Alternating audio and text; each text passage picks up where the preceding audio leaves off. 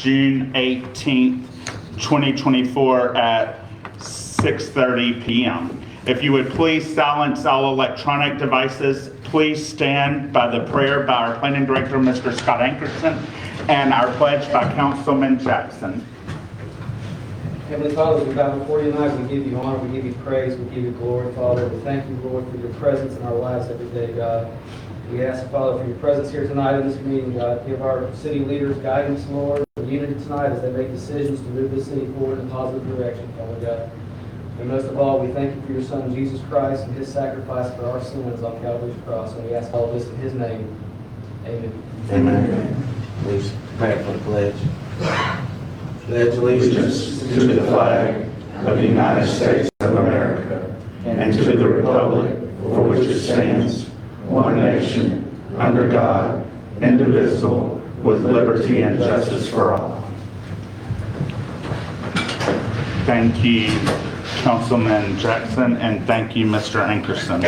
That brings us to our agenda order of approval. Do we have any changes, Ms. Shanksy? That's right. Do we have a motion to approve the agenda? So moved. Motion by Councilman Gilat. Do we have a second? Second. Second by Councilman College. Any discussion? All in favor? Motion carries. That brings us to our announcements by our city manager, Ms. Shanksy. Tasty Thursday will be June 27th, starting at 11 a.m. at the former Senator Vermont property.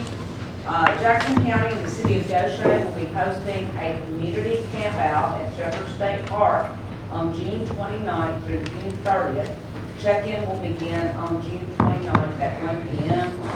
The city of Gautier administration offices will be closed Thursday, July 4th and Friday, July 5th in observance of Independence Day. And Gautier Farmers Market will be Saturday, July 13th from 8 a.m. to 12 p.m. at the former Senator Vermont property. Thank you, Ms. Shanksy. That brings us to our presentation agenda. It's the Juneteenth Freedom Day Proclamation. And is Mr. and Ms. Harris here? If they'll come to the front along with any of the core organization, if you would come to the front.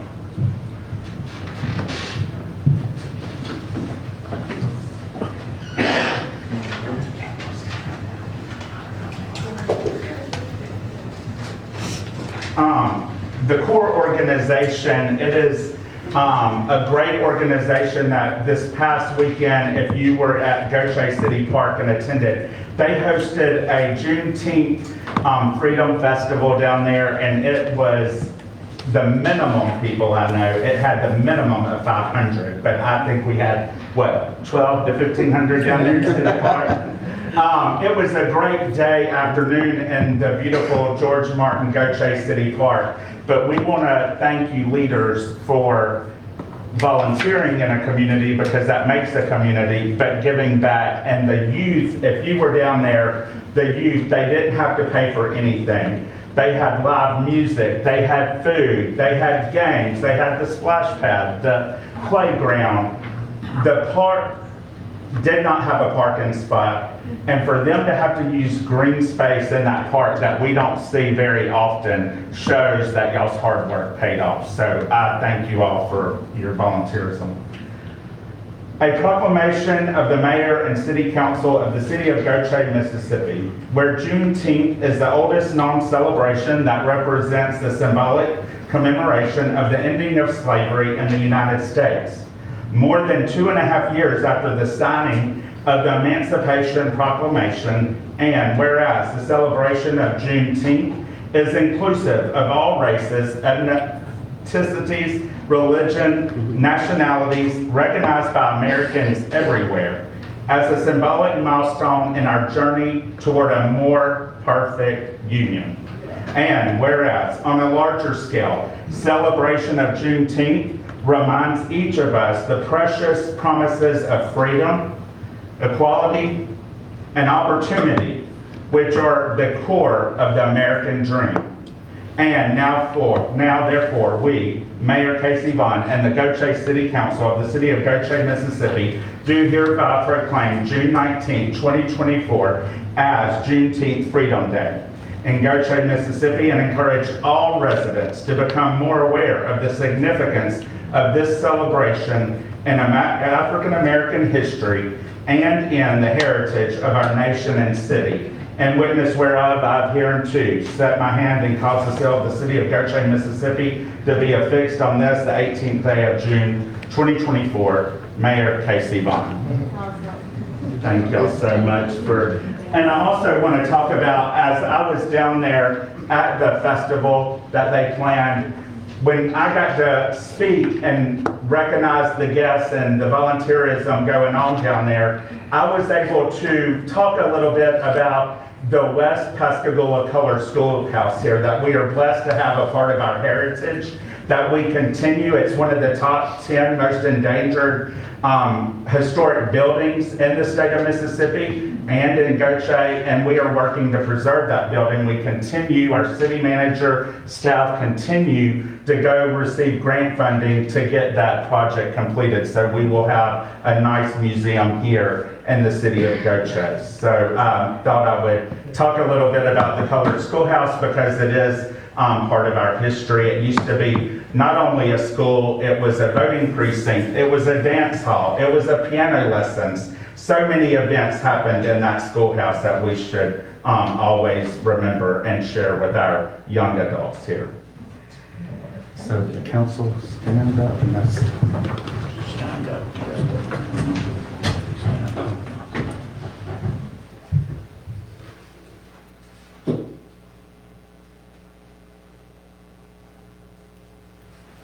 Thank you. Y'all want to say something else?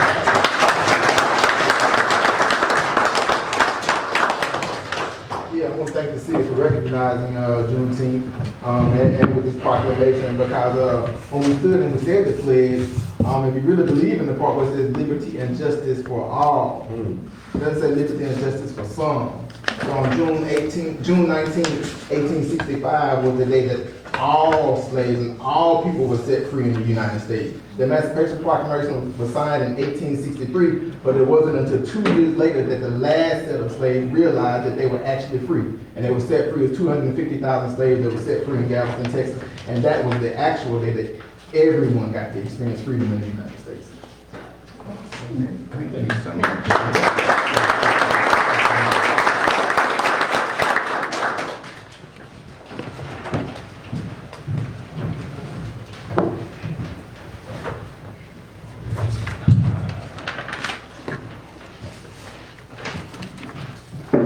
While we're speaking about the park, I want to thank Gautier Pride again for the benches that they donate for the parents and people to sit on. When they agreed to buy the extra bench out there, it was told it wasn't needed in our park. But I can tell you, I was just in South Louisiana at my sister's and took my nephews to a splash pad, and it had 18 benches and a smaller part than we have. So I wanted to take photos to make sure people know we need as many benches as we can get at City Park. That brings us to our business agenda. One, discussion regarding the appointment of the Civil Service Commission by Ms. Shancy. Yes, Mayor, I think we've received the applications for those interested, and they've been forwarded to you. So we're at the point where you need to come up with a mechanism by which y'all can choose the most qualified applicant from those that were submitted. Okay, thank you, Ms. Shancy. I think, council, I recommend, and I spoke with Ms. Shancy about it, that because we had more volunteers want interest in it, that we do it like we've done some other appointments before, that we rate them. I think there was six, so rank them 6 to 1 and submit it to our city manager and city clerk. And then we appoint a committee and the top 2 get interviewed and they bring it back a recommendation to the board. That's my recommendation, I think would be best. But, so if y'all think that would be. 6 being the best, one March? I think 6. Just rate them, 6 being the best and 1 being the lowest. And then the city manager, city clerk come back with the top 2 and we appoint a committee if anybody wants to volunteer to be on the committee. We can't have more than 3 on the committee, so if anybody would like to be on it, and then come back to We the have 2 council. now, right? Still have 2. Right, Yeah. and we bring it back for the next board meeting. Y'all okay I'm with good that? with it. Well, I didn't know how it was gonna go down, but I asked one of the applicants that put in to come tonight to introduce herself. Okay, Is that okay? yeah, we can have her introduce herself, yeah. Mrs. Vic, Dr. Oh, Dr. Hoover. Hey, I'm Dr. Hoover. I'm the principal of Martin Love here in Goshen. I've been a part of UGSD for over 23 years, with the last 15 being in leadership. So if you could use my services to help our city, I'm available. Thank you, Dr. Hoover. And her husband, Mr. Hoover, sitting beside her back there, is a volunteer on our planning commission, so we thank you for your volunteerism too. All right, do we want to set a time when we need to have these skills put in by? Yeah, I mean, could everybody have it by Thursday or tomorrow afternoon?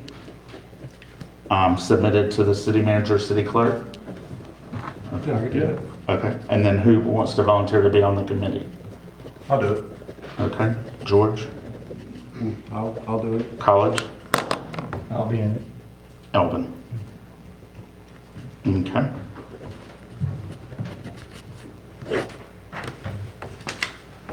Okay, and y'all What day? meet with them It's Thursday? Thursday? Thursday morning Thursday morning? or Thursday at lunch Yeah, sometime? let's say Thursday about 10 a.m. Okay. Thursday around 10 a.m. and then the committee people can, the top 2, coordinate with them, Who do we submit the grades to? the city manager and city clerk. Okay. We'll give you the tally. Okay. That works for everybody? Not Thursday, right? And we don't need by Thursday. Okay. Let me clarify, number 1 being the top score. No, lowest. The lowest. 6. 6 being the top. Why don't you reverse the numbers? I always like number 1 to be number 1. Well, we want because we need to add them up so whoever gets the most points gets to be number 1. Okay, we don't need to make a motion for that.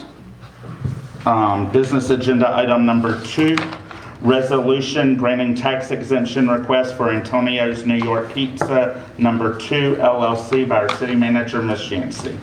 Yes, the new owners of the Antonio's Pizza approached us to see about what tax incentives were available to them. They are in the central business district. I don't know if y'all recall how that works, but you set the central business district up. And by statute, you can grant a 7-year ad valorem tax exemption on the improvements only for 7 years. Once you grant it, they have the ability to go to the county and ask for that same tax, ad valorem tax exemption from the county. So if you grant this is only a 7-year tax exemption on the increased value of the property after their improvements, not the total.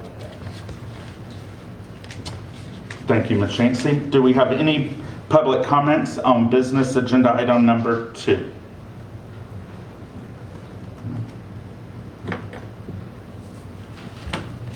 Do we have a motion by council to approve the tax exemption request for Antonio's New York Pizza number 2 LLC?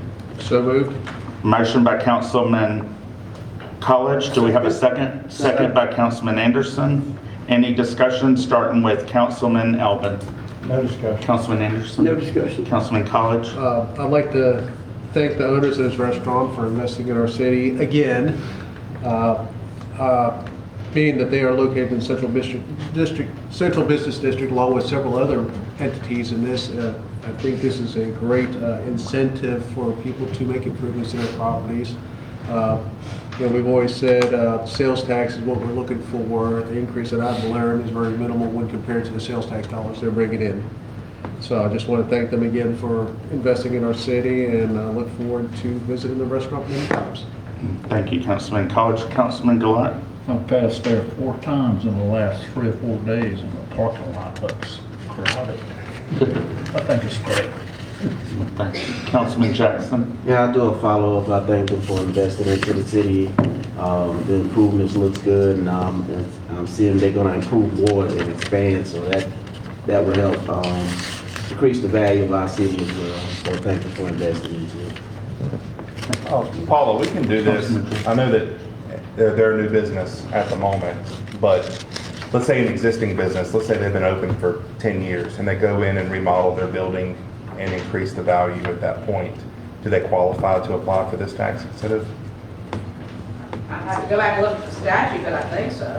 We did it for Tyson Children.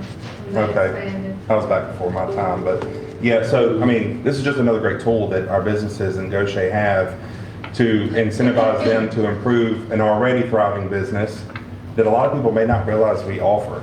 I mean, so I think us doing this today is bringing awareness to more tax incentives that we have available for our businesses, and hopefully others will follow suit, and those that need to be kind of revamped with their facade or their operations know that they can come back and get some of their money back in their pocket through tax incentives.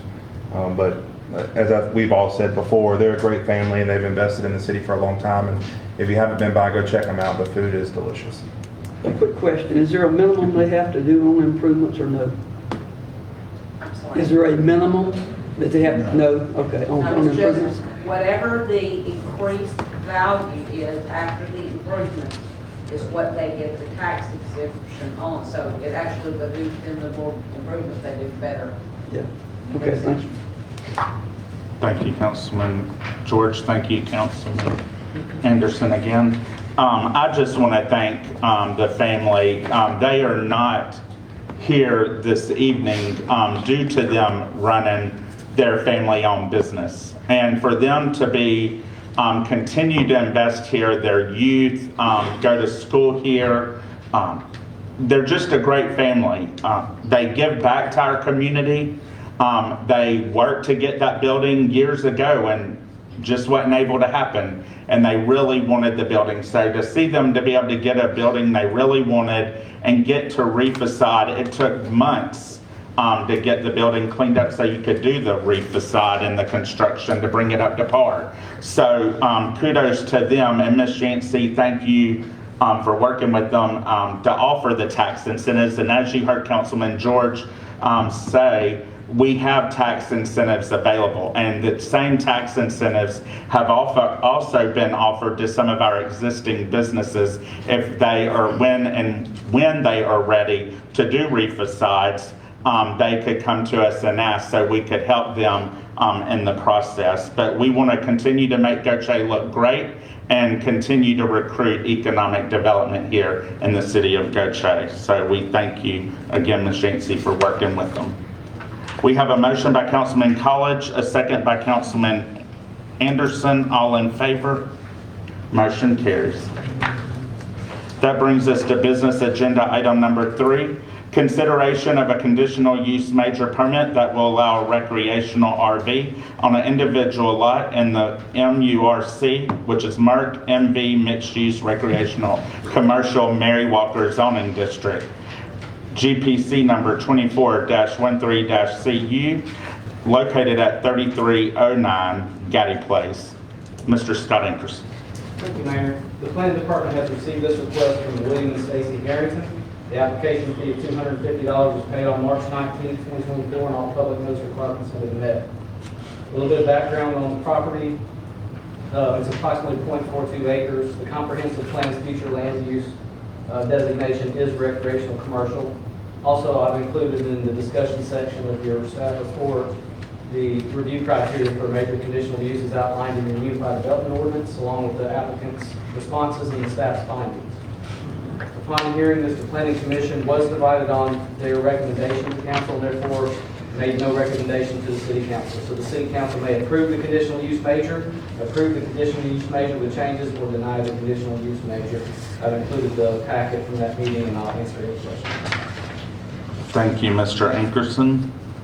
That brings us to the public comments. I know some have signed in on the comments sheet in the back.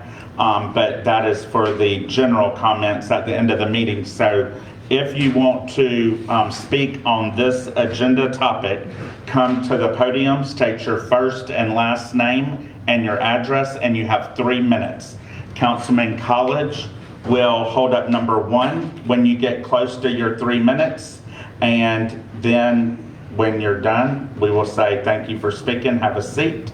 If you don't speak, we will ask you, the chief, to ask you to sit down.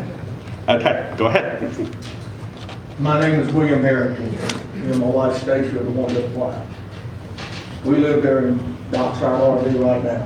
Moved up there in 2019. I purchased the property in 2020. There was a camper sitting on the property then from the owner that I purchased it from. It wasn't hooked up to the sewer, it wasn't hooked up to the power, but it was sitting on the lot. I have pictures here if y'all wanted to look at them. Anywhere on that road, any way you get in there to the Mary Walker Marina, to the Gaddy Place Drive, you're gonna pass trailer park and RV campers. They're there. It makes the circle where my lot is on the southwest corner. It's grass. I mean, it's a rock bed of it. It doesn't even have city asphalt. No city curb, no city drainage. All of those houses in that circle, they look to the south, they see Dockside RV. They look to the west, you've got McCallow's with boats over there that are sunk at the dock. There's one shred boat that was there, we noticed this weekend, it's been there so long, the osprey has nested and got little ones in it. All I'm asking is to put my, we moved the camper over there, that's Dockside RV. It's 2019 Prowler that we bought at Grand Bay, at the RV place over there. To put the camper there, I have a daughter and a son-in-law that live in Petal, Mississippi. They're having to pay $450 a month for that campers at Dockside RV. They got to come see us a total of about 5 or 6 times last year. It's looking like it's going to be even less than that this year. For them to live in. The intentions are to build on the property. Not wanting to create an RV park. I'm just asking. It's a nice RV. It's clean. It's got a 12 by 24 deck that goes right outside the front door. Patio furniture, picnic table. Those mobile home parks, Fairchild Mobile Home Park was on Oak Street. Simmons Mobile Home Park was there when all those people moved in down there. I'm just asking for my camper, and like I say, if you're not familiar where it's at, if you go around the loop, you'd really have to stretch your neck and bend to even be able to see my camper if it was sitting there. And I would appreciate. Okay, Mr. Harrington, your time's up. Okay. Thank you. Thank you. Thank you. Next citizen who wants to speak. My name is Anthony McCaffrey, and Your address, Mr. Craig. 3301 Gaddy Place. And I got to even take my voice notes. I live directly across from this lot that they want to put the travel trailer on. Needless to say, I'm not for it because I'd be just 50 foot away from looking at it. Being my front door. Of course, I don't think my property value will go up being there like that. There haven't been, I've been at that location since 1999. There haven't been any travel trailers in that area. It's a whole subdivision. I say subdivision, it's a whole area where it's a circle with old houses, no trailer. And the travel trailer he spoke of, that was on that property, didn't sit there a month. And the man had owned it before.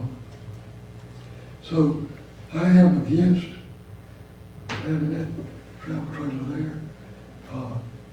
And I don't blame him for wanting to put it there. You know, I don't have a personal problem with it. It's just the community is old houses. They've been there a while. There's one new one across the street. But if you go in there, it's the only place left in that area. The only place. He said it too. There's travel trailers everywhere. Anybody that's been down that road knows that. This is the only place left anywhere close to that marina that doesn't have travel trailers. And I ask that y'all consider that. I thank you. Thank you, Mr. McCrafty. Catherine, can I ask you a question? Mr. McCrafty, Councilman Are Gillette you in has the a question. house next door to this lot? Is that what you said? I got one, if they put a travel trailer, it'll be at that wall. Okay, I'm looking at an overhead map and it shows a house right next door to it. Oh, that's somebody else. Okay. I'm looking, I'm directly across So the if street. if you're looking at your front door, it's gonna be to your left. Okay. I can see your boat, isn't it? You what? I got an overhead shot here and I see your boat, see behind your house. No, he's across the street. Huh? We're across. He's across the street. Is that right? Ain't no, right here is where his house is. Oh, you're across the street from it? Yeah. The front door faces, Gaddy Street, so it faces that property. If you walk out the front door to the left, that's where that property is. Your address is Gaddy Place? Yes, Getting sir. Quest comes all the way to there. It was just, The end's right there. yeah, it didn't get paved all the way down. Those maps, I remember that. you're looking further to the water Yeah. because they changed the name. And two, one other thing, is that a lot? That they were putting on Okay, thank you, so sir. small.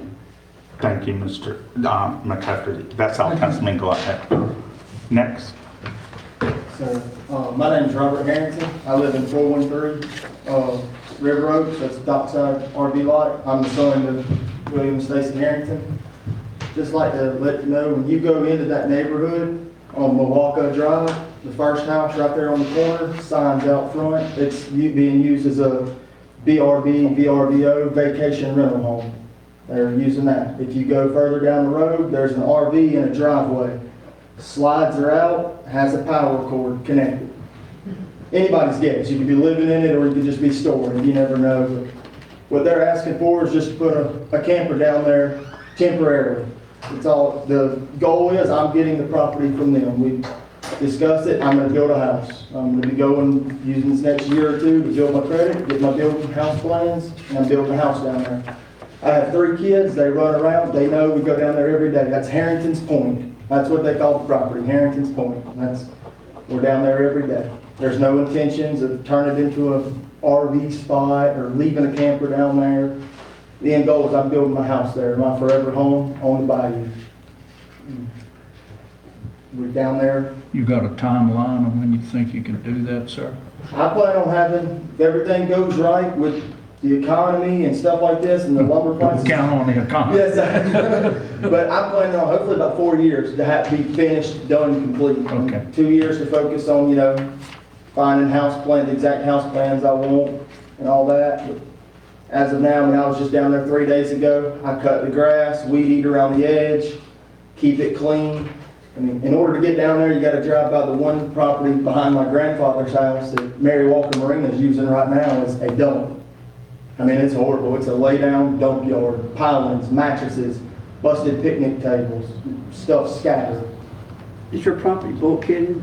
Sir? Is it bulkheaded? No, sir, it is not yet. Once I get built house plans and can submit them before the city, get approved, then I plan on going with BMR in the city to build a bulkhead. Is there a lot of trees on that property? It looks like a picture, overhead picture here. There's about 4 live oak trees, and the rest are just like popcorn trees. Not planning on cutting any of them down? No, sir, I've already looked at how to build a Councilman house. Anderson, let's let the applicant answer those questions. Okay. He had 3 minutes. Yes, sir. But no, I do not plan on cutting down any of my live oaks. I've done looked at the building of the house how I want. It'll be situated in between them. But that is all. Thank y'all. Thank you. Next, any other comments?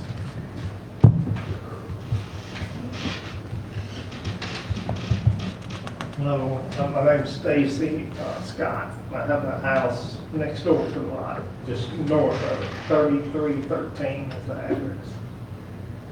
Got And we just, Got it, place. the Getty place, yes, 3313. We're just against it because we don't really want any, camper right next to us. I mean, the lot's a beautiful lot, but it's extremely low. And on high tide, I mean, really not much bigger than this room where they can put a camper. And I don't see how they can put a camper in a car, maybe 1, 2, maybe. I just feel like, there's no parking. They don't have to be parking on the street. There's no sewer on it. So I guess I don't know what they're gonna do with the sewer. Because it doesn't have a sewer. The only way you make your sewer work would have to be a house on stilts, and that's the house that we have is on stilts. That's the only reason the sewer works there. So I guess they had to pump it or move it. But it's, from where I see, on high tide, they have to have the camper pretty close to us. I would say, I would think it would be within 10 feet, 20 feet. I don't know exactly what it was. It's going to have to be real close up to the top of the lot, because most of the lot is low. The lot is appropriate for a house built on stilts. And then you could have parking up on the top, Putting a camper out, I think you're going to put the camper up high, or they're going to be moving it every month, a couple of weeks, I guess, every time it's high tide, pretty high. So we're just against it. We feel like it's to come bring the property values down. When we bought that house, there was a house next door, and it was on stilts. He said there was a camper. I've never seen a camper there. Maybe it was, I don't know, say we've been there 20 years, I've never seen one. Are you on a grinder pump? So Are you on a grinder pump for sewage? the house we have is on stilts, and it's high enough, but there is. Gravity flow? Yeah, but it just barely does it because we had some issues with that.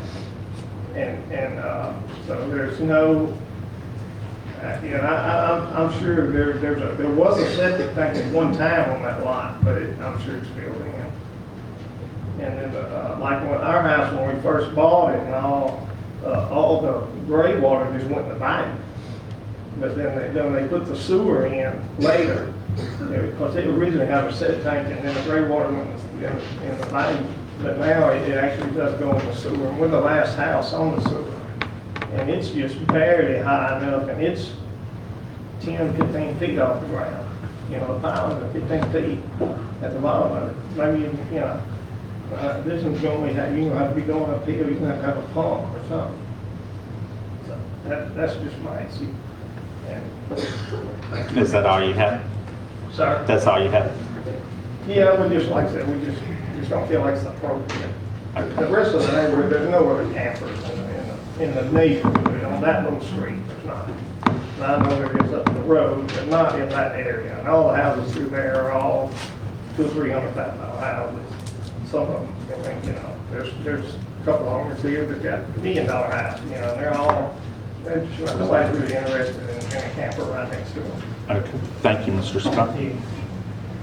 Next. Stacy Harrington, and I'm one of the applicants for 3309 Gautier Place. When we moved in there in 2019, the property was for sale by Steve Lawhouse. He owned it, and there was a camper sitting on the property. I don't know if it was ever hooked up or not hooked up. He didn't stay on the property after we bought it because Steve needed time to come move it. So he moved the camper after we bought the property. It has water, it has sewer, it has a temporary power pole. I'm assuming it probably had a Katrina cottage or something on it after the hurricane being that it's got a temporary power pole. I have pictures of the neighborhood. You can see how far these houses that they're complaining about, that we're gonna bring down their property value, you can see how close they're sitting to a trailer park. You can see from their backyards, you can see from their front yards, how close they are to a trailer park, to RVs, to a rental vacation, to Mirawater Marina, to the Tiki, to the Talos, I mean, it's nothing but commercial.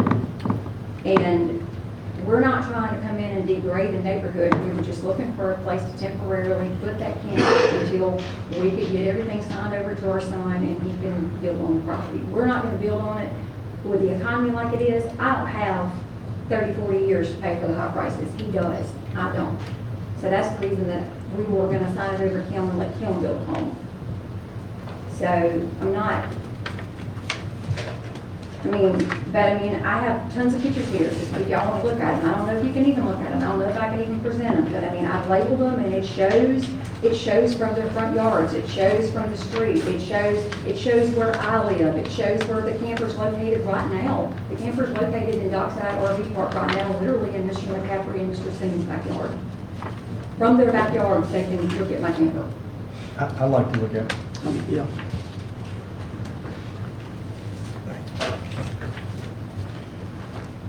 So I guess the point that I'm trying to make is that they're already looking at an RV park, they're already looking at a trailer park, they're already looking at my camper.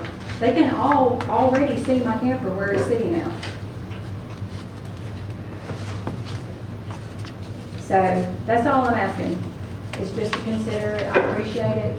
You know, I know there was discussion in the last meeting about they were worried about it going with the land and it staying with the land forever, and then once you put it on there, that it would stay on there forever, but we don't intend to put a camper on there and keep it on there forever, and I can't tell you what my ancestors are gonna do 100 years from now. I just can tell you what my son's plan is. So, thank you, I appreciate it. Thank you, Ms. Harrington. Next.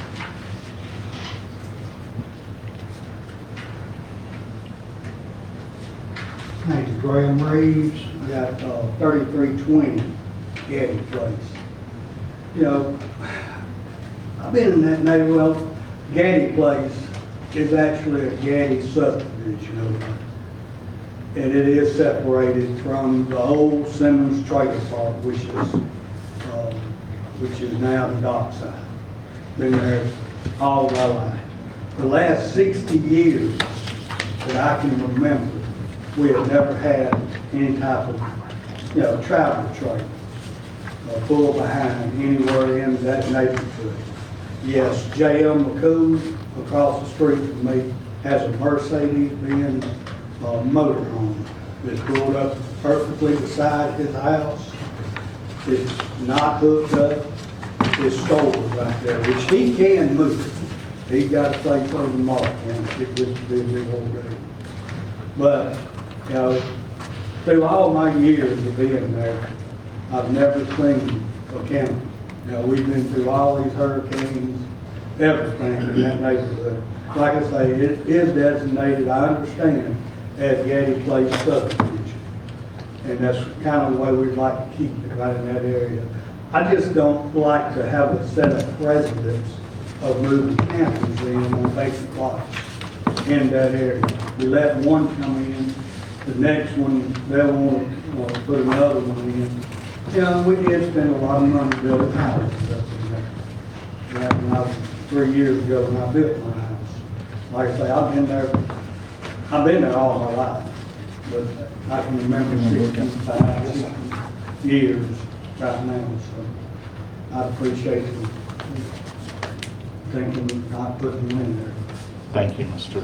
Reeves. Next.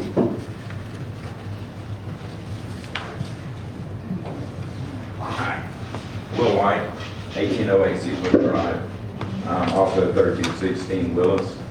Full name James William White. I'm a resident, born and raised here. Mary Walker is my stomping ground. I own a lot there off of Willis, right down the street from Gaddy. Mary Walker is zoned specifically to protect. I'm reading straight from our Unified, yes. The district is intended to protect a mix of uses that includes permanent single-family residences, single-family detached residences, and tourist-oriented uses, including recreational vehicles, seasonal cabins, marinas, dry boat storage, dinner clubs, and restaurants. These regulations are intended to create a mixed-use waterfront district limited and with residential and limited commercial development for the access and enjoyment of the Pascagoula Bay. How can you not have more access and enjoyment than being able to put your RV on your own lot and being able to enjoy the Pascagoula Bay? I intend on doing the same thing. I will be talking to you in a couple of minutes about why I'm here. Like I said, I will probably ask in a couple of months to put an RV on my lot. I will build a house. And I'm going to build probably a $500,000 house. Am I stupid? Yeah. Because it's a commercial zone. But I love the area. But the owners, property owners, should not be restricted just because someone doesn't want a trailer there when it's zoned for that specific use. That's all I have. Thank you. Thank you. Next.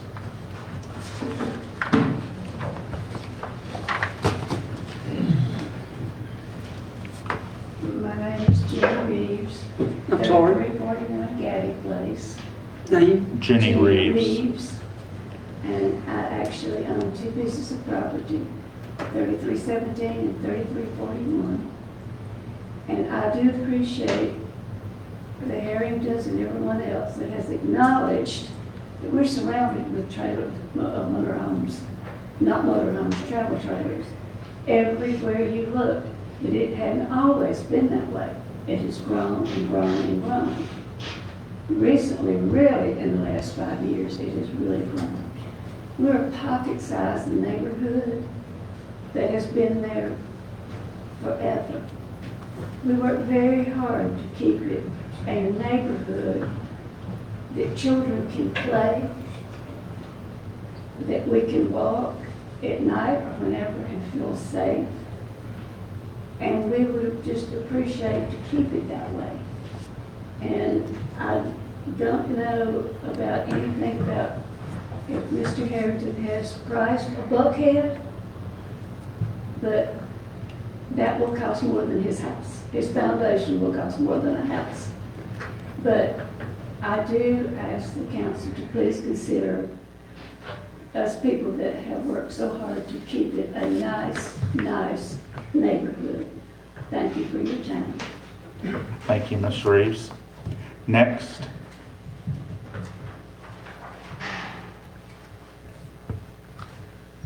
Anybody else want to speak? I will read for the record. I received an email from a citizen in that area that is not able to be here due to having to be out of state at a medical facility due to health reasons. So I ask, one, that you keep him and his wife in your prayers as they journey to Texas and back. To Mayor Vaughn and Council, from David and Lourdes Simmons.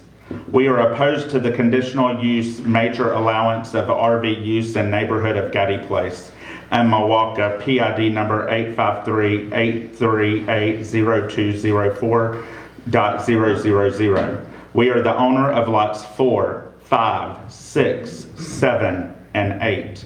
We live at 504 Milwaukee Drive, only one house over from the site in question. We are the former owners of Simmons Mobile Home Park, located across from the Tiki Restaurant.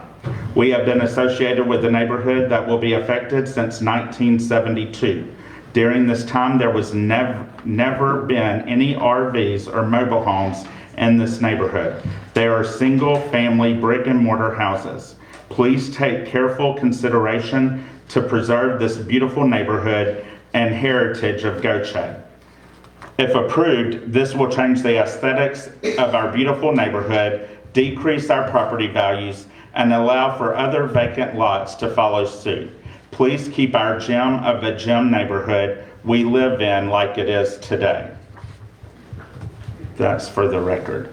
Also received a message from two citizens.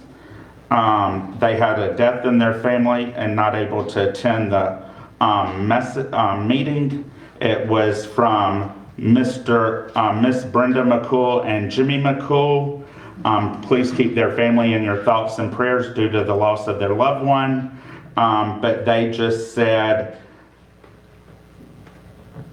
we're recovering, please, if there's any to keep this from coming in our neighborhood, and it's not that we're objected to the campers going in there. We have 2 more lots here, and I believe they are fixing to be sold, and we don't need a campground in our neighborhood. We want to keep our neighborhood our neighborhood. That was the message from Mr. And Miss McCool. Any other comments? Okay. Do we have a motion from council?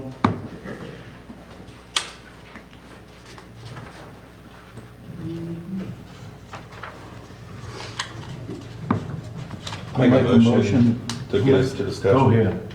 Okay. Go ahead. No, you go ahead. I'll let you do it. I'll make a motion that we open this item for additional discussion by the council and comments.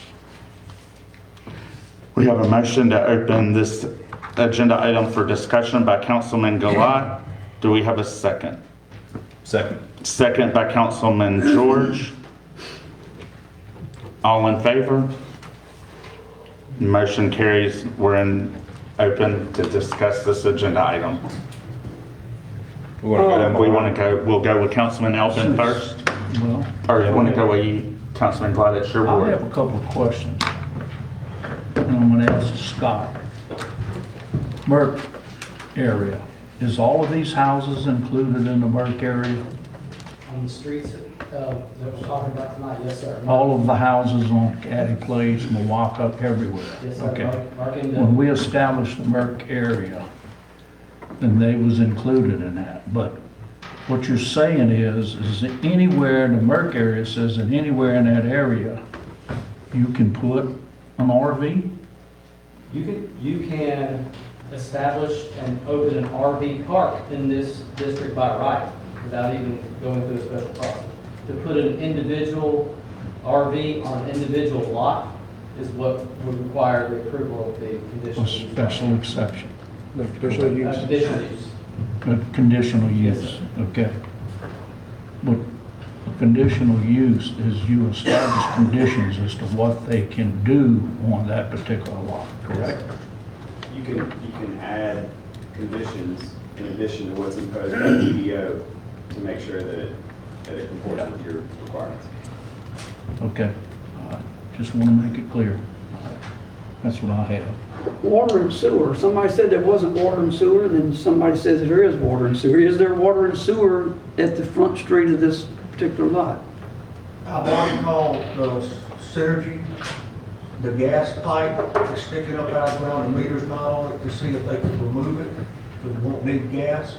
But there is water, and right by the power pole is the sewer line.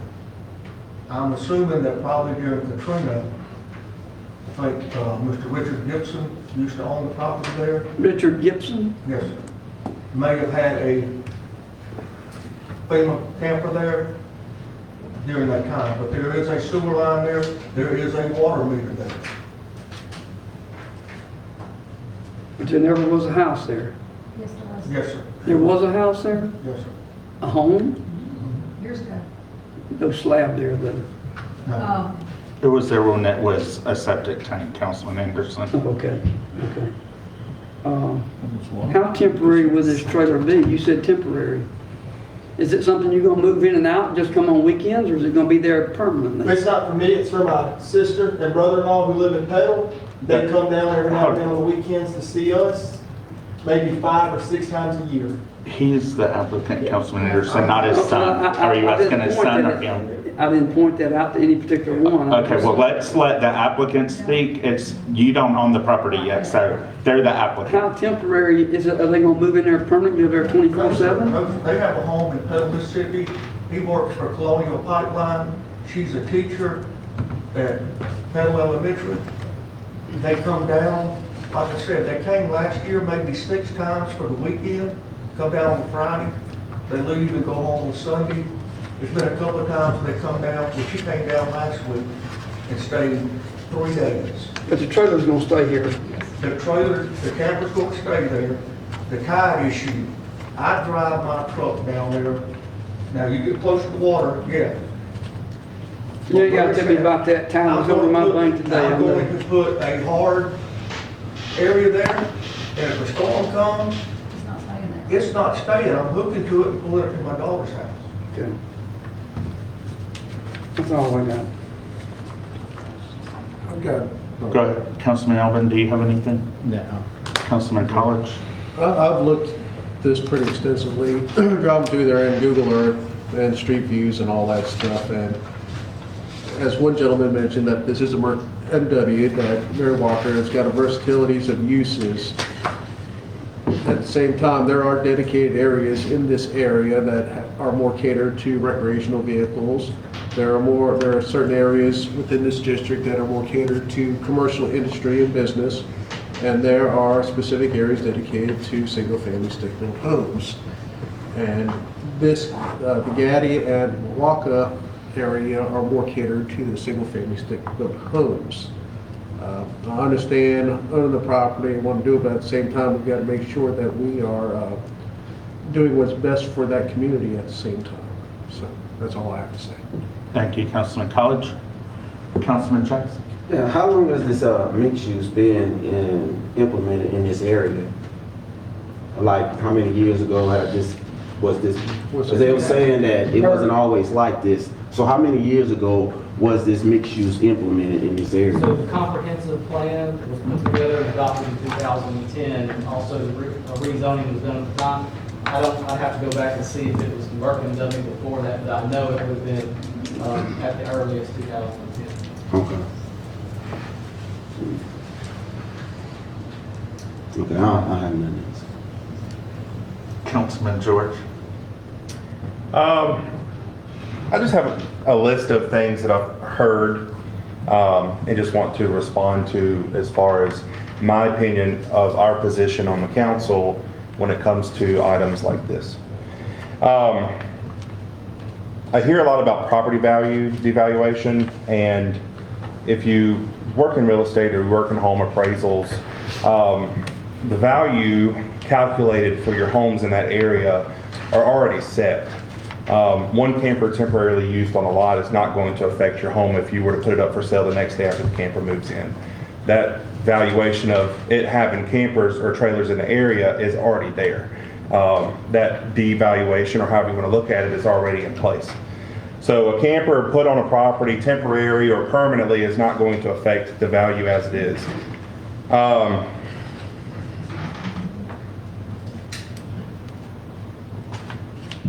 We have certain guidelines and rules with our UDO to help protect the integrity of certain areas in the city. We have certain allowances in certain areas, and we have certain disallowances.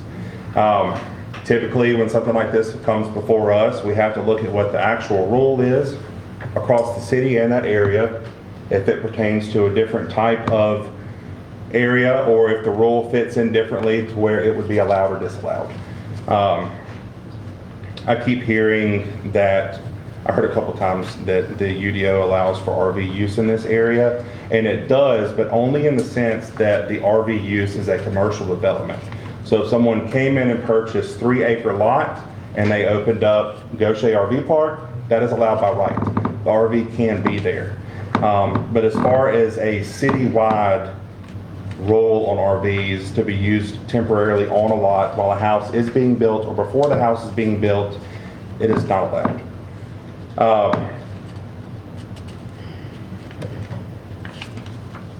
Personally, if I can understand, where everyone's coming from on this with the different views and opinions.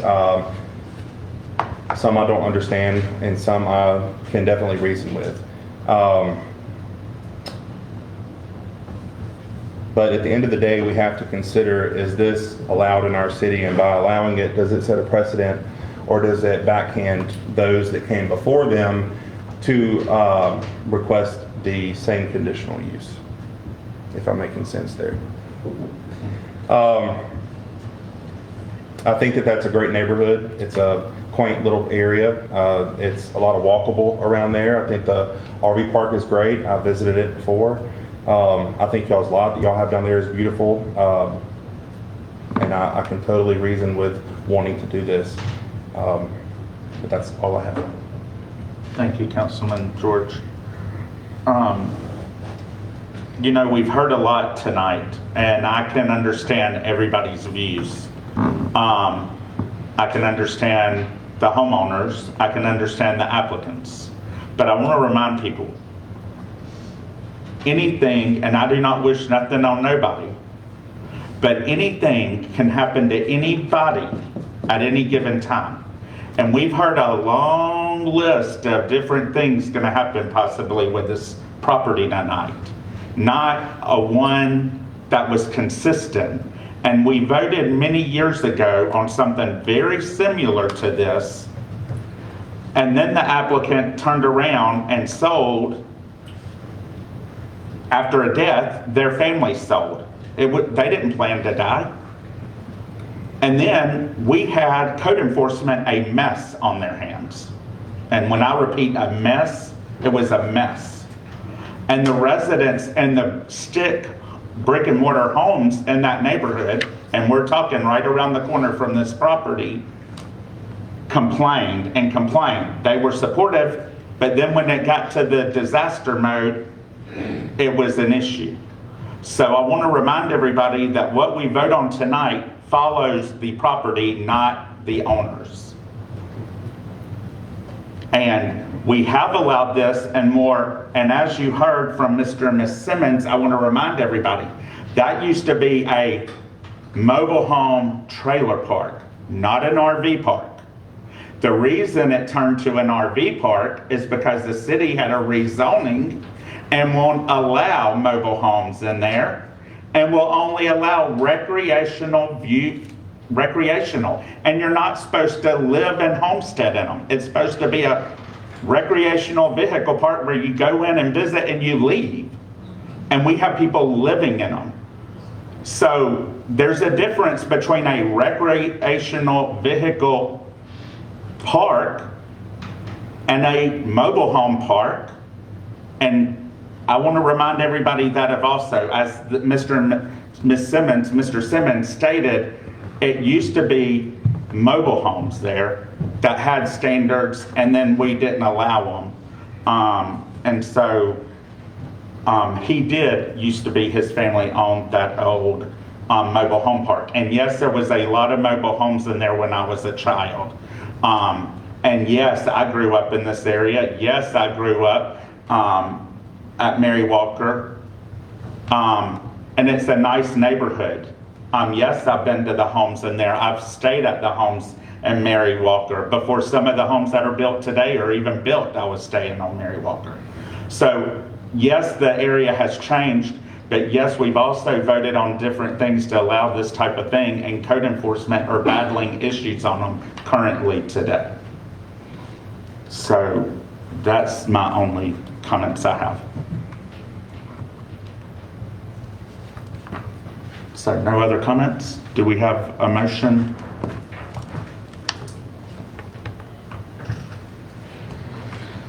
I'll make a motion we allow the RV in the lot just so we'll have a vote on it. Well, Temporarily. but temporary, what's your? You gotta make a motion that, Conditional use is, it will be there temporary until such house is built. Well, you gotta have a date there. Are you putting if it's temporary, That's and gonna it be follows? conditions. You can set it, one of the conditions can be a duration, but I think you should set a duration, Yeah. so a year. I'd like to make a motion that we allow the RV with the present owner of that RV come back to this city council in 2 years and give us an update of what's gonna happen. And the only reason I'm doing that is I wanna see a vote. I didn't understand your motion. Okay, so we got a motion by Councilman Gott to allow it To there allow the for RV. 2 years. The owner to be back here in 2 years to give us an update of what they're gonna do there. And can put the camper there for 2 years until Yes. he starts. No, he didn't say nothing about starting. He just said for 2 years and then come back to the city. We got a motion by Councilman Glott. Do we got a second? I second it. Second by Councilman College. All in favor? All opposed? Abstain. Motion carries. You vote? I abstain. You abstain? How did you vote, Councilman So Glott? 3 abstained. I made the That's just motion. like, Who else abstained? You voted that's like against? voting No, I yes. voted yes, because I made the motion. We voted against your motion. I Nobody. know you did, so it didn't carry. Yeah, it did carry 3. They abstained. They go with majority. We had I 4. understand that, Yeah, we had 4. against. So it fails. Yeah, it fails. I understand that. Okay, just make sure. I thought you said it passed when you said No, I yes. said I voted yes. You know, it'd be different, can I make a statement? Sure. It'd be different if he was fixing to pour a slab or fixing to, had the plans to build a home and he wanted to move it there temporarily while his home was being built, I could understand that. Well, we don't allow that, so you can't understand that. It's not allowed. Okay, Councilman Gilat just made a motion to have a vote. Yeah. That's all he could have did it some other way, but he chose the way he did. Okay, so motion fails. Motion is failed. That brings us to business agenda item number 4. Consideration of a, Ms. Montgomery, did you get the votes for the record? I've got it. Thank you. Business agenda item number 4. Consider a request for a special exception that would allow an accessory structure to be located on a lot without a primary structure in the MRC MW Mixed Use Recreation Commercial Mary Walker Zoning District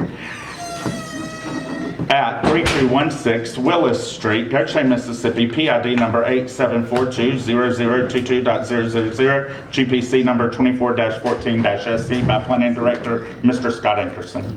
Thank you, Mayor. The planning department has received this request from James White.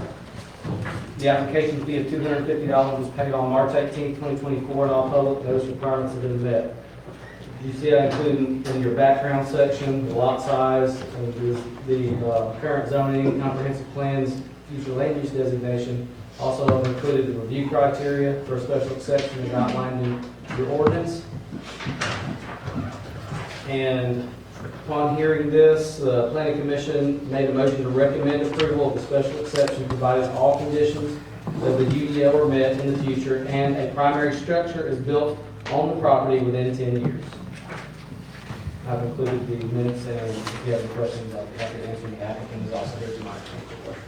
Thank you, Mr. Ankerson.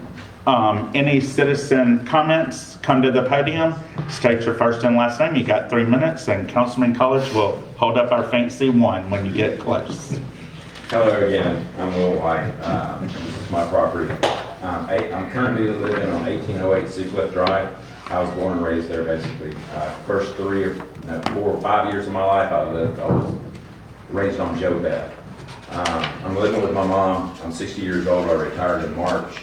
I'm taking care of her full time. And the plan originally was to retire, build my house, and enjoy the Gulf and the Pasco Bay. But I ended up retiring a little bit early. Like I said, caring for my mom. And I'd like to continue my plan.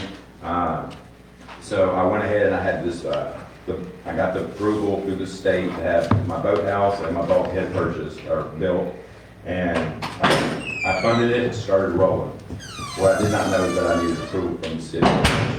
And so that's where I'm here today, is to ask you for approval on something that's already been done. Like I stated earlier, I do plan on building on this. The timeline is, I don't know. It could be 3 years, it could be 5 years. If I needed to, I start building it right now. I don't want to because I'm currently, like I said, caring for my mother. But I will end up retiring there, and that piece of property will stay in my family. I would just like you to consider it, and if you have any questions, please ask. Thank you, Mr. Wright. Any other comments regarding business agenda item number 4? is the contractor here, Mr. White, like the planning commission recommended? He's not. Is there a reason why he didn't come? I don't know where he is. He's worked, he's completed his contract. I know certain people have talked with him. He is aware that I asked him to come. I just didn't know if he was gonna be able to make it or not. Who is the contractor? Mr. Parnell, and he was even told by me that the planning commission requested that he be at this meeting tonight, and he still did not show up, for the board to know that. Don't hold that against me. I bought a ratio. Thank you, Mr. White. Thank you, Mr. White. I'm just asking where he is, because they asked him to be here. Yes, sir. So he could take the brunt, not you. You know, and I have to apologize. I'm not stupid. I have a master's degree. I was in the Navy for 16 years. I was managed government contracts for 30 years. Working with the Navy, the Air Force, Marines. I've worked with government. I know to ask questions. I did not ask questions. So I am the property owner, and I should be held accountable. So it's my fault that I did not come to you and come to the city and ask for approval. I should not have taken the contractor's word. Thank you, Mr. White. Do we have any other public comments? No? Do we have a motion by council to accept the planning commission's recommendation? Can we ask a couple questions prior to a motion? Sure. Make a Do I motion. need, all right, I'll make a motion that we open this topic up for discussion. Got a motion, Councilman College. Do we have a second? Second. Second by Councilman Anderson. To open for discussion. All in favor? Motion carries. Okay, well, since I opened it, I guess I'll go first. Our city improvements done in here. What is your intent as far as any storage of boats or trailers or anything on this property prior to you building this home? So currently I have an RV on there. It's just parked, it's not set up, it's not, I don't have power. And there's a sewer line, but I'm not tapped into it. A home was there previously. It was destroyed by Katrina and then torn down by the city, I believe.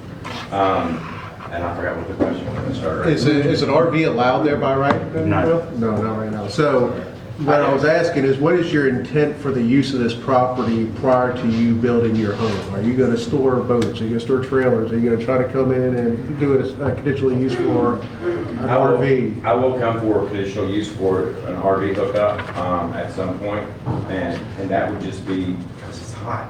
And I have half an acre, and I mow, and I watch grass grow. I'm retired, so I'm just playing. I'm fiddling on this piece of property all the time. I'm out there every single day. You can ask my neighbors. I want it to look beautiful. So I'm out there, I'm crimping it, and I'm just messing around with it. I would love to, after doing that, go sit in the RV, crank up the AC, and cool down for a minute. The main use of this property is to enjoy the golf, enjoy the sound.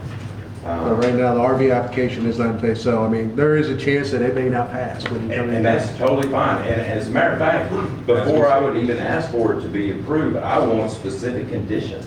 Meaning, I think every single RV down there should be minimum 1 year, and you have to come back and re-permit it. And have the planning board look and make it harder, and make it so that people keep their property up. So, I mean, That's a nice, I'm sorry. Now, as far as like boats and trailers, you gonna keep anything there? I have 2 boats that I will keep there, and a utility. On land or on the lift? There's one on the lift and there's one parked in the driveway. So there's a 50-foot driveway, double driveway. I see it here in the picture. Is that allowable by right? On the lift, yes, sir. But not on the driveway without a permanent structure on it? Correct. So he would have to come in front of us again for conditional use or a special exception for that? Well, I have to look into the ordinance to see how I could explain whether or not if you approve a conditional use for the RV to be there, then you could have because you're approving basically for him to have a temporary residency on the property. So we can look at it at that time. But I can say that if this is approved, then I would not release power to this structure, and it would become a code enforcement issue. Right. If he did not remove the RV, remove all the storage on the property, until such time that he either went through a special process and got approval from council for the RV or built a permanent structure. Okay, so basically, if this was approved for an accessory structure for just the boathouse itself, before he can get power turned on, he would have to meet all the criteria of our UDO Yes, sir. prior to that, or come in front of us again for these additional criteria. Yes, sir. I understand, I look at this, I mean, it's a ton of money you've spent on this bulkhead, house and everything like that. Farnell knows better than this.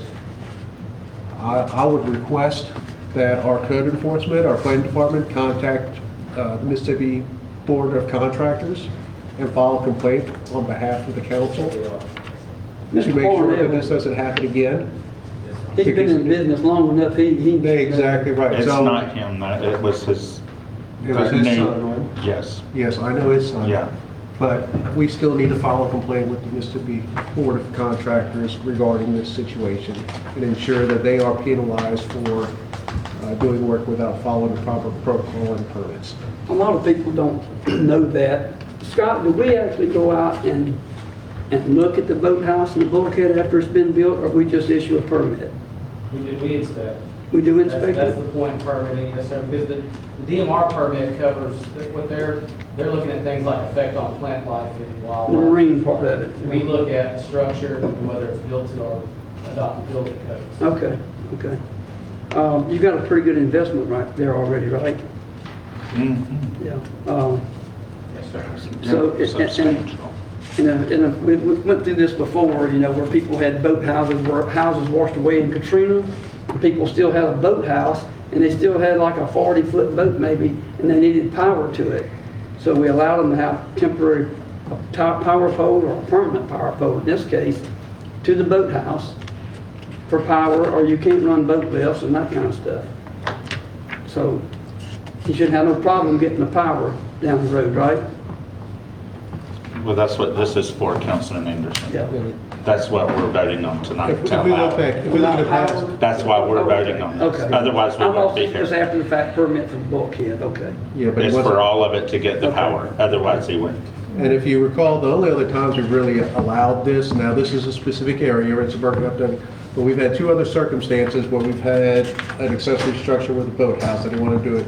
And both times, the property owners either own the property right directly adjacent to it or right across the street. And that was part of their conditional use for getting that power there.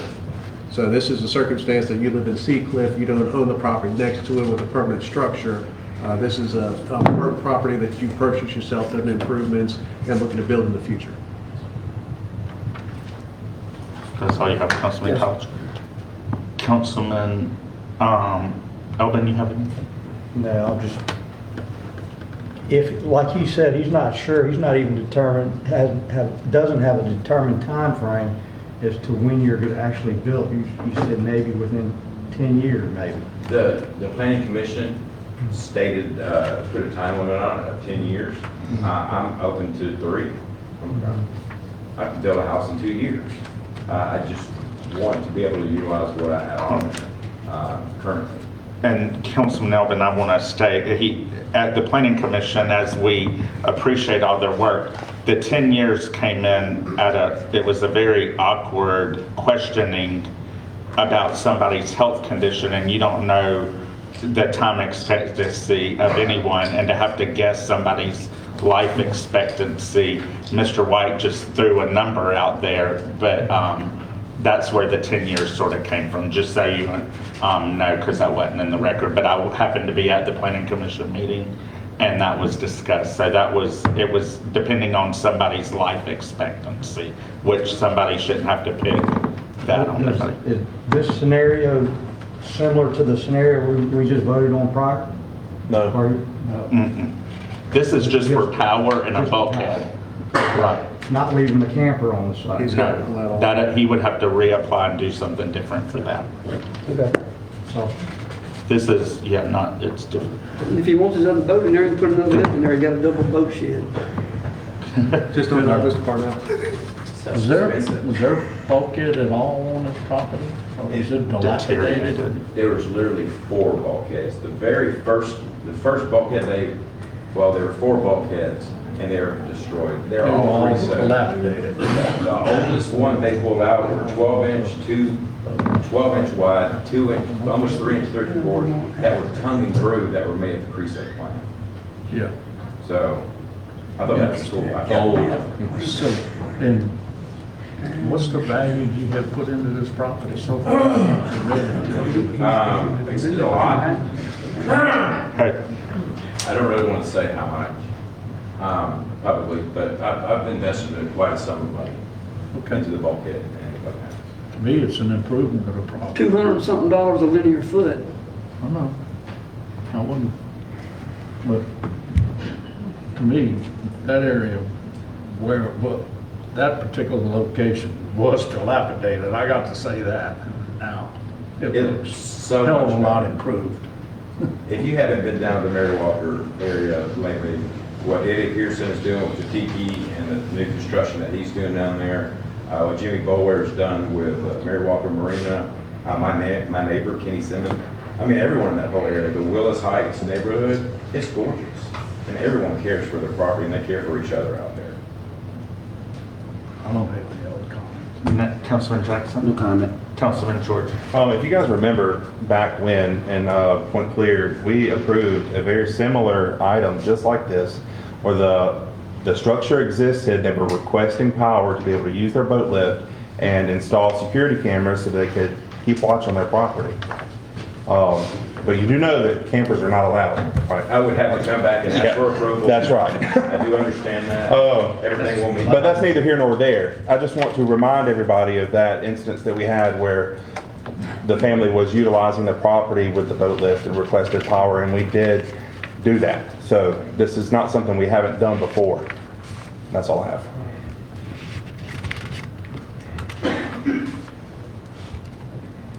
Well, Can I say something real quick? Yeah, go ahead. So we're just approving the power and the structure, am I correct? That's correct. Okay. All right. You know, If we approve. Mr. White, I appreciate all you, first of all, coming back home. Secondly, to come back home to retire and be with your family. But also kudos to you for caring for your mother. But I'm like Councilman College. And we have, as Councilman George has stated, we have approved these that were already there to have power for lifts and cameras, etc.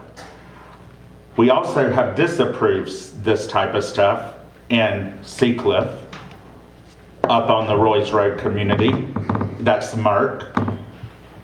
Also in the Hickory Hills community on Castile Bayou, due to not having homes, and also off of the Italian Isle area. So we've done some, we've not, depends on the situation, which is how you got here today, which is a good thing you got here. Unfortunately, your contractor, I'm like Councilman College, let's write a letter to the State Board of Licensing, my signature, all of our signatures. I spoke with the Board of Contracting, and they do tell contractors they have to go to each municipality and each county, they're all different, when they get their licensing. So for Mr. Parnell to tell me on the phone the other day that he didn't know any better, but he only has to do it in Biloxi and Gulfport. Well, what's different in Gautier, Mississippi? Not a thing. He has to do it coastal Mississippi and state Mississippi. They all do it. So we need, and also send the contractor, the registered agent, a letter notifying them.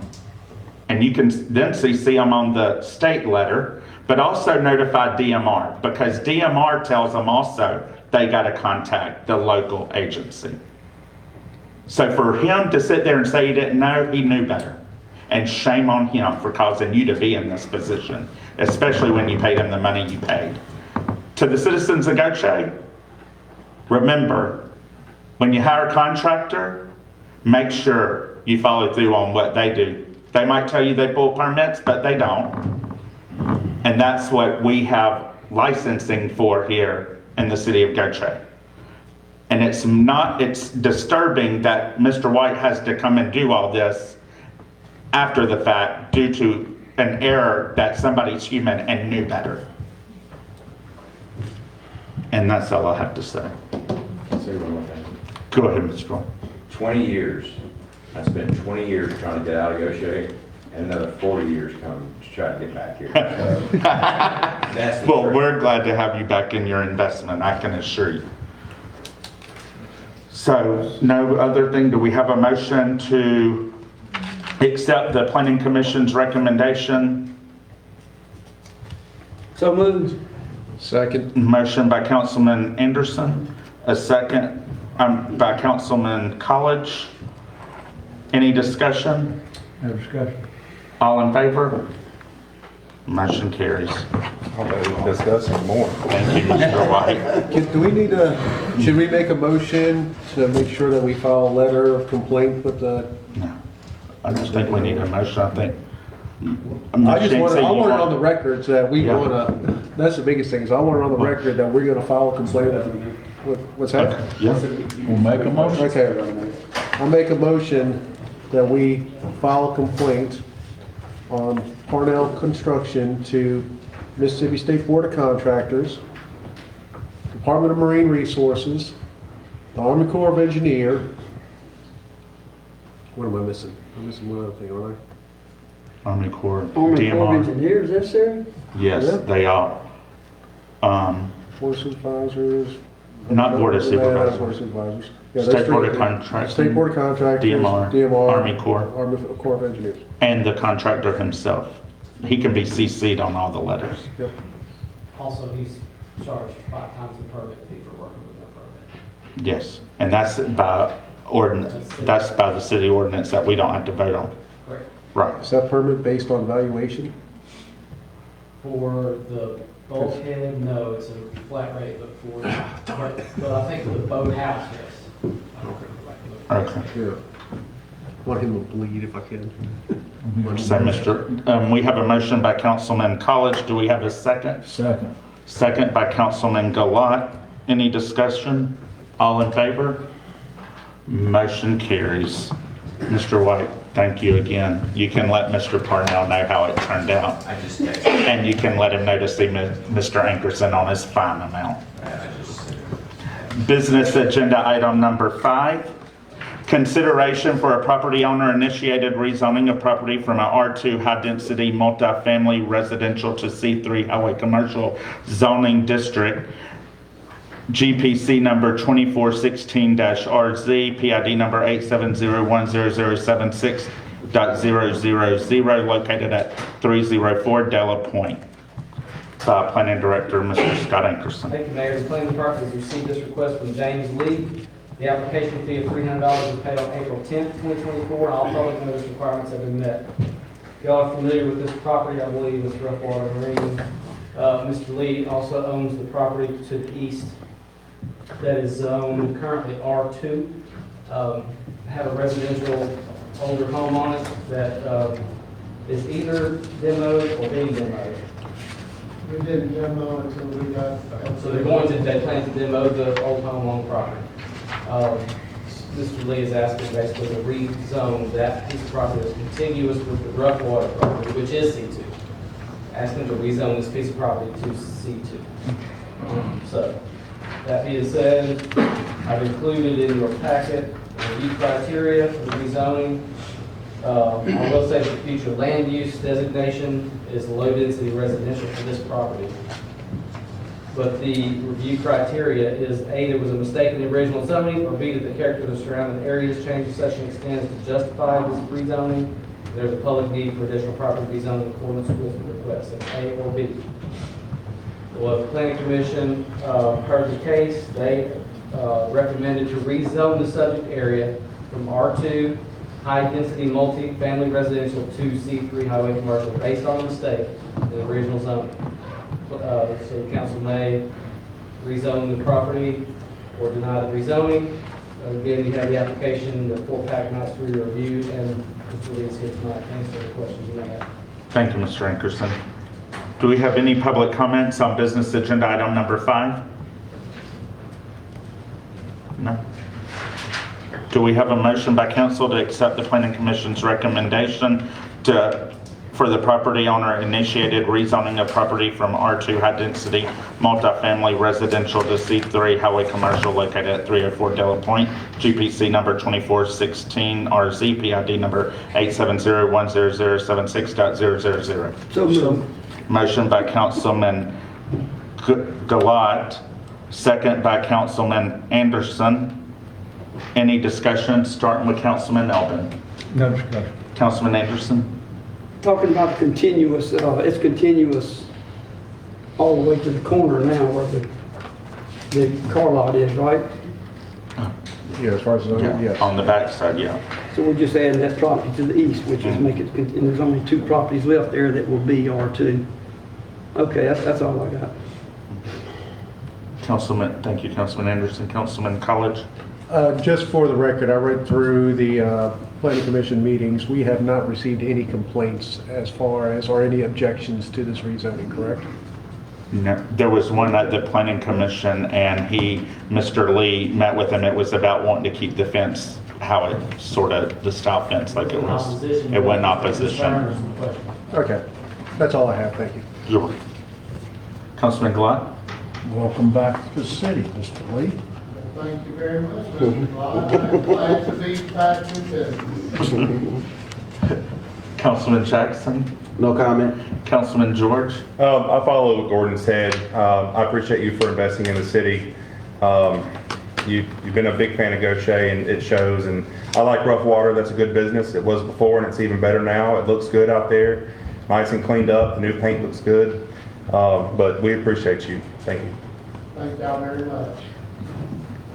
Mr. Lee, I appreciate you, as I echo what all of them said, your business, definitely your upgrades you've done since you've been there. And also, I think tearing down the blighted home and cleaning that property will help in the neighborhood aesthetics over there on Della Point. So we thank you for your investment. We have a motion by Councilman Gilat, second by Councilman Anderson. All in favor? Motion carries. That brings us to business agenda item number 6, consideration for, thank you, Mr. Lee. Have a great evening. Safe travels home. Consideration for an abatement at 5608 Piccadilly Circle, Gautier, Mississippi by Planning Director, Mr. Scott Anderson. Thank you, Mayor. Planning staff, the present board is asking, the city council to consider this abatement to mow and remove all the debris, trash, appliances, and vehicle parts from this property at 5608 Piccadilly Circus. To date, there's been no water account associated with this property since May 13, 2019. The current owner is basically using the property as a junkyard, piling up inoperable vehicles and other items, household items, things that basically just turn the property into a junkyard. So code enforcement has been working with the owner, and he has began to clean up the property very recently, but we feel like we would like council to go ahead and approve this just in case this operation stops and we have to, this way we don't have to go back and re-notice the property and go through this motion again. So the recommendation is that the city council approve this abatement, assess administrative fee, have the property mowed, all the trash, junk, and debris removed after the statutory 10-day appeal period from the date of this council adjournment. Do you have any questions? I also have Officer Fagan here to answer any questions you may have about the property. Okay. Do we have any public comments on business agenda item number 6? Is Mr. Middleton here? Just checking. Okay. Do we have a motion by council for this, and also if you make a motion, remember to address how you want it assessed. I make a motion, we approve the abatement at 5608 Piccadilly Circus, Gautier, Mississippi, with a penalty to be assessed on the property in the amount of $1,500 or 50% of the actual cost of cleaning the property, whichever more, to be placed as a lien on the property. Got a motion by Councilman College, a second by Councilman Anderson. Any discussion? Starting with Councilman Elvin. No discussion. Councilman Anderson, Time for an improvement here. That's all I got. Councilman College. Thank you to code enforcement for trying to clean up our city. I know it's a hard and tenuous task. I know you're doing the best you can. Thank you. Councilman Gilat. We just gonna clean up the property and board up the house or what? Is a rotting garage there? As far as I know, we're just asking to clean and mow the property and actually remove vehicle parts. I don't really even think we're removing We're any. gonna remove everything that's in the yard and up everything, but what about the house itself? This is abatement, it's not addressing the house. It's not addressing the house. A lot of the problems in the house, you can't really see from the street. Once he finishes cleaning up the yard, it's gonna look. And what are we gonna do about the house there? Just leave it? I haven't been inside the house. It was rented out as long as, I don't know, about 6 or 7 years ago. But I don't know what he's gonna do with it. But I have not been inside the house. We don't really have any justification to tear it down at this time. It's a brick home. It looks to be in good shape. The structure I itself. understand that, but I was just wanting to know, we're doing an abatement. The abatement is just to clean up the property and remove everything that's there. But you noted in here that you have a rotting garage. Is this still gonna be there? Along the bottom of the, Cedar I side. wouldn't say that, but along the bottom of the ground. Yeah. I listed everything here I possibly could to make sure there were no possible places not supposed to abate this. Okay. It's been an eyesore for many years. I sort of put everything there I possibly could to abate it. It's gonna take- Looks like there's enough shingles there to redo the roof. Stacked up on the end of the house. That wasn't something. That's it, I ain't got any more. Thank you. Thank you, Councilman Gilat. Councilman Jackson. Yeah, so are we removing the vehicles, the inoperable vehicles, or anything like that? Just clean up, right? No full vehicles. We may be removing some vehicle parts if there are loose Okay. parts laying around, but no full vehicles we will be removing. The owner is removing the vehicle. Okay. He's got one left to remove this weekend. And how far has it come along? How has it come along since you said we're just putting this in motion right now? How far has it come along for it to clean up and things like The that? front yard is almost completely finished. He has to remove one car. He's actually mowed the grass twice since I started the abatement. Okay, and this just to put a cap on it, that's all this is, right? Just to make sure that he continue. That's correct. Okay. He repaired the fence, which helped out a lot, but the backyard still has to be cut. Things removed from the backyard. Yes, sir. No further comments. Councilman George. I had no comment. Still confused as to what we're gonna clean up there. Well, the owner, hopefully, we're not gonna clean up nothing because the owner is finally, when it got to this point, some citizens think code enforcement, and then they go to court and then they just pay a fine when the judge assesses it, and then they don't think we're serious until they get to this point. So now I rode by there twice. He's mowed, like you said, the front yard. I thought it was once, but if he mowed it twice, kudos to him getting it mowed twice. That was like Pascagoula Auto Salvage here.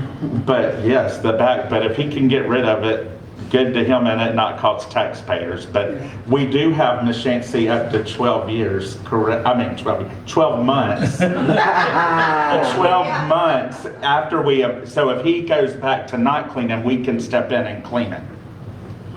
Well, I guess, are we gonna get in to clean his backyard? Yes, that's what this is. Yeah, everything. Wow. Not It'll partial. be a couple of years doing that, with 4 dump trucks. That's why even though he has begun working on the property, and he really is showing improvement. He's still got a long way to go, so that's why I wanted to go ahead and approve this. Does he live? For the citizens who want to see what it looks like, Does if he you live can there? go online to the agenda and click and all the photos are So there. the house is empty. There's been no water on the house since. Since 2019, he lives in Moss Point. He works offshore. How in the world we ever let it get to that? Well, we're just thankful for you, Patrick, and all your hard work and dedication to clean up neighborhoods Absolutely. and businesses. Okay, we have a motion by Councilman College, a second by Councilman Anderson. All in favor? Motion carries. That brings us to business agenda item number 7, consideration for an abatement at 2628 San Lorenzo, Gautier, Mississippi. Mr. Scott Anderson. Thank you, Mayor. Code enforcement and planning staff are asking council to approve this abatement that would allow us to mow and clean the property. The property's been overgrown since at least April. There's been no water account associated with the property since last year. The owner is now deceased. Our code enforcement officer has been speaking with, I believe, like a real estate agent maybe for the property, who said they were going to try to contact next of kin. Just haven't really seen anything happen, so we're asking council to approve this abatement so we can go ahead and move forward and clean up the property.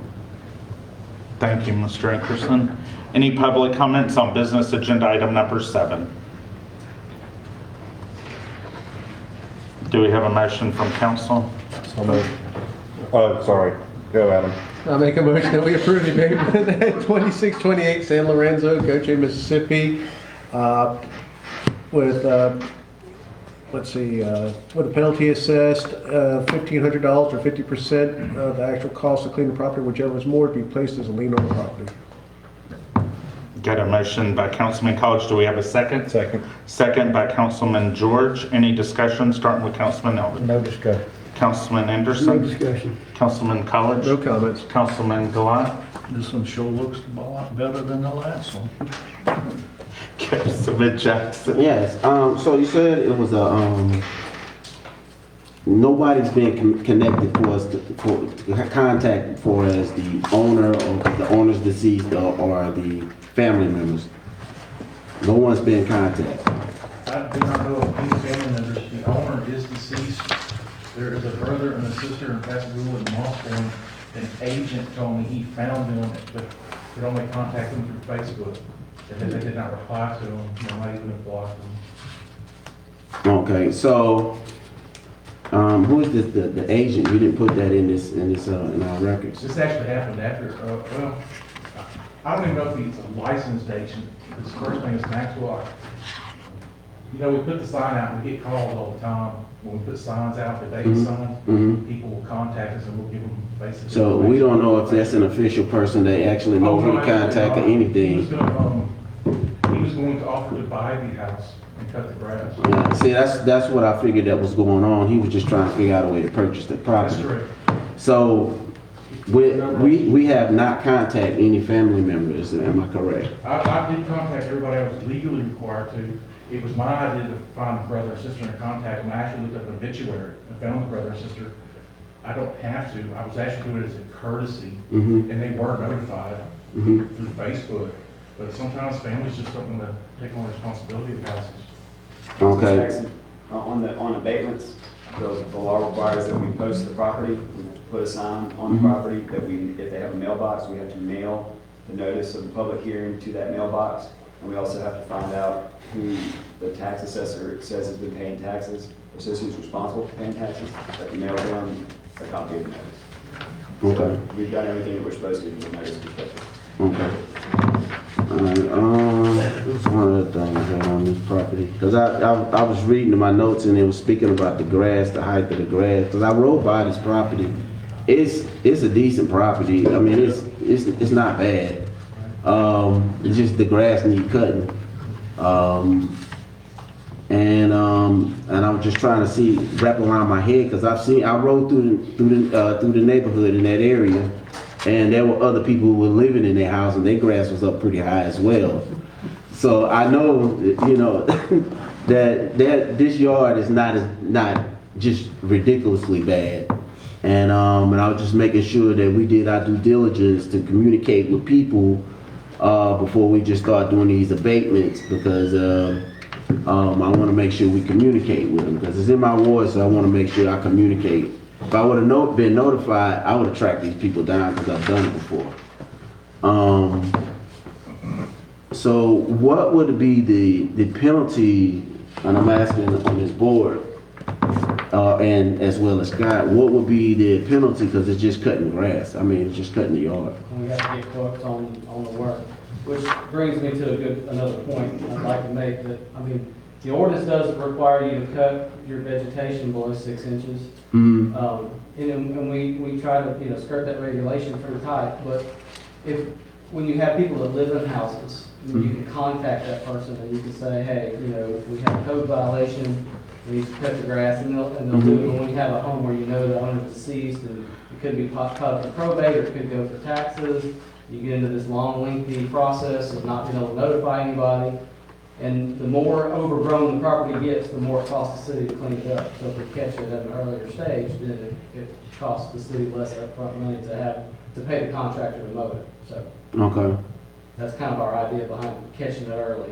Right. But I mean, I understand what you're saying about making sure that we're trying to contact everyone we can, and we definitely do. Sure. Okay. I have no further. Councilman George? No comment.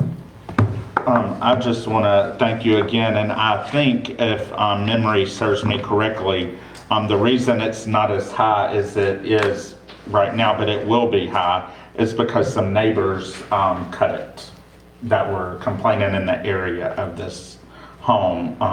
As you can see in front of the garage, the grass is going through the concrete. So hopefully maybe the homeowner heirs will reach out to us and continue to maintain it after we do the first time if we have to.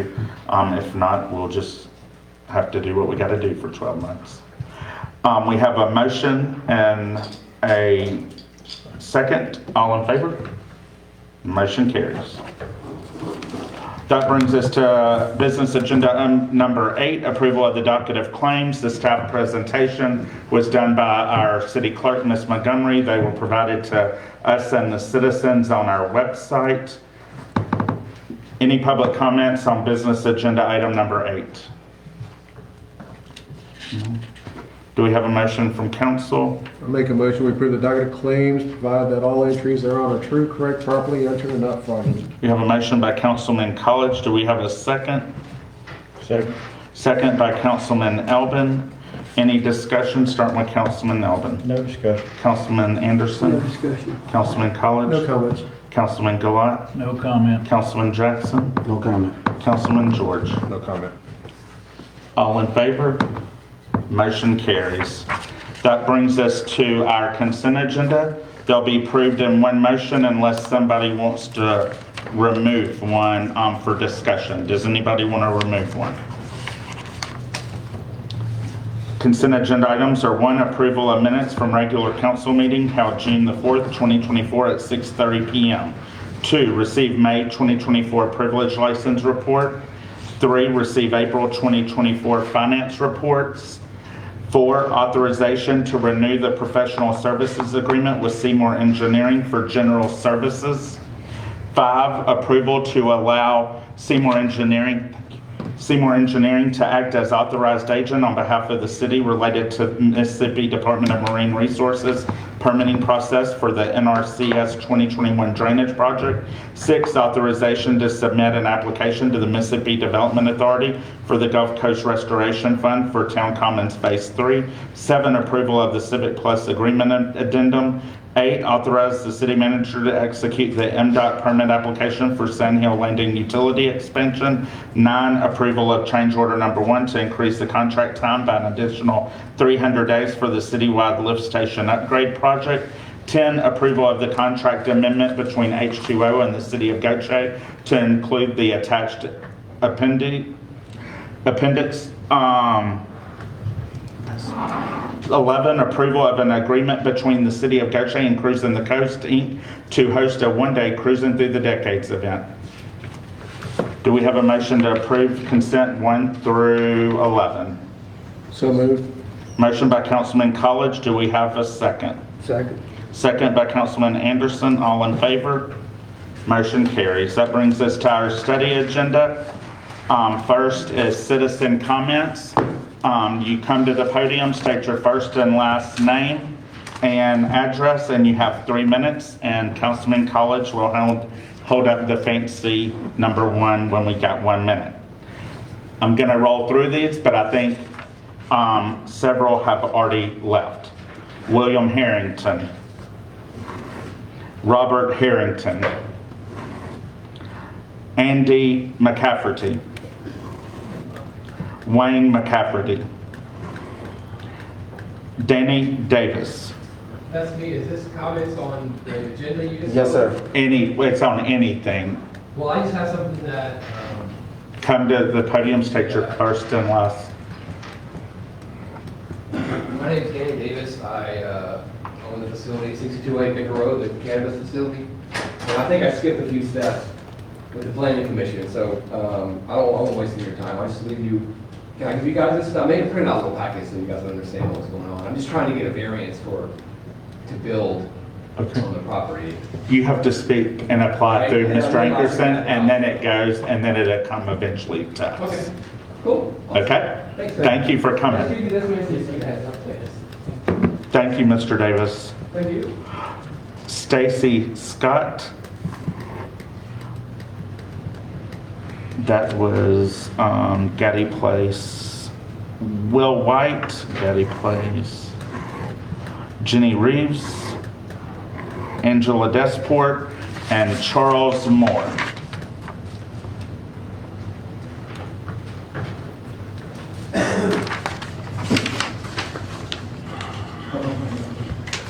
My name is Charles Moore, and I live at 1920 Westgate Parkway, Gautier, Mississippi. I'm still looking, I'd like to see Gautier improving great. But we have a problem with Rusty Anderson, what the committee said. Gautier need to move forward. We need to move on this. I'm asking Rusty Anderson to step down from his post because of the comment he made about African Americans. Thank you. A post that I made? A post that I made? Comment you made. Yeah, that I allegedly made or made? Allegedly made, whatever. There you go. You had to prove it yourself, so you know. I proved it. Okay, Councilman, thank you, Mr. Moore.